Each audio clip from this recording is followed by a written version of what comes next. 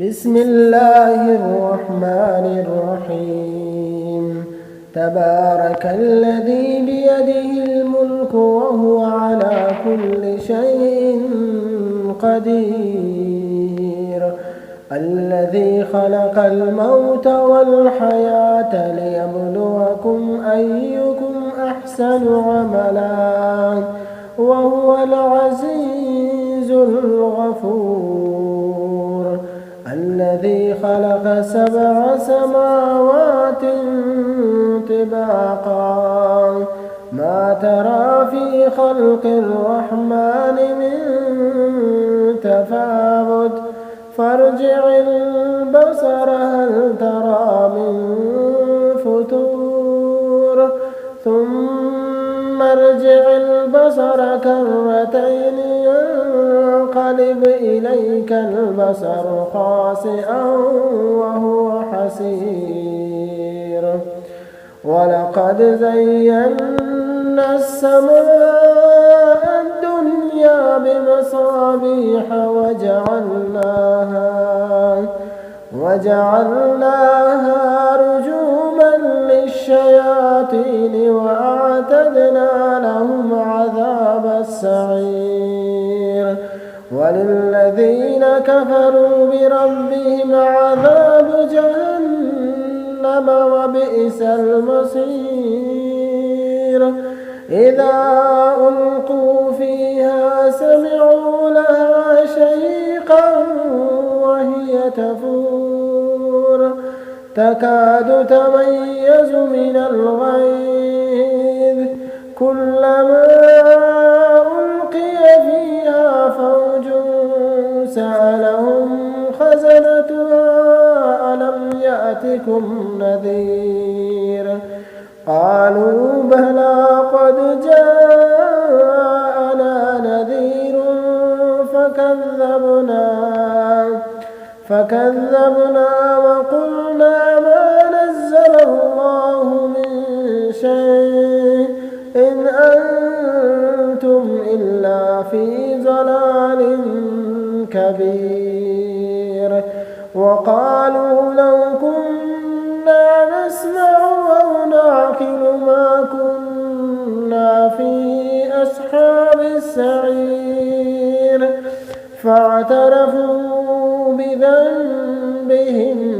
فسحقا لأصحاب السعير إن الذين يخشون ربهم بالغيب لهم مغفرة وأجر كبير وأسروا قولكم أو اجهروا به إنه عليم بذات الصدور ألا يعلم من خلق وهو اللطيف الخبير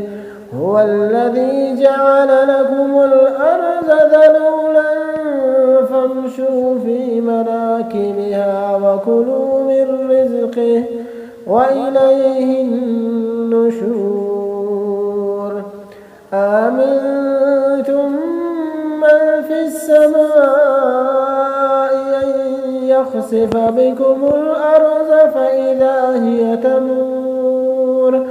أم أمنتم من في السماء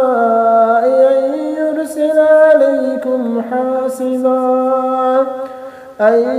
يرسل عليكم حاصبا فستعلمون كيف نذير ولقد كذب الذين من قبلهم فكيف كان نكير أولم يروا إلى الطير فوقهم صافات ويقبضن ما يمسكهن إلا الرحمن إنه بكل شيء بصير أمن هذا الذي هو جند لكم ينصركم من دون الرحمن إن الكافرون إلا في غرور أمن هذا الذي يرزقكم إن أمسك رزقه بل لجوا في عتو ونفور أفمن يمشي مكبا على وجهه أهدى أمن يمشي سويا على صراط مستقيم قل هو الذي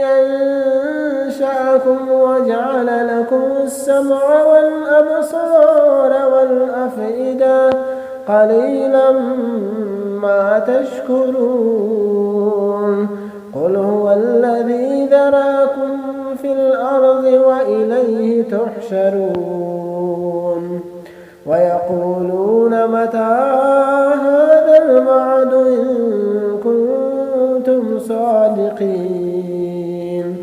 قل إنما العلم عند الله وإنما أنا نذير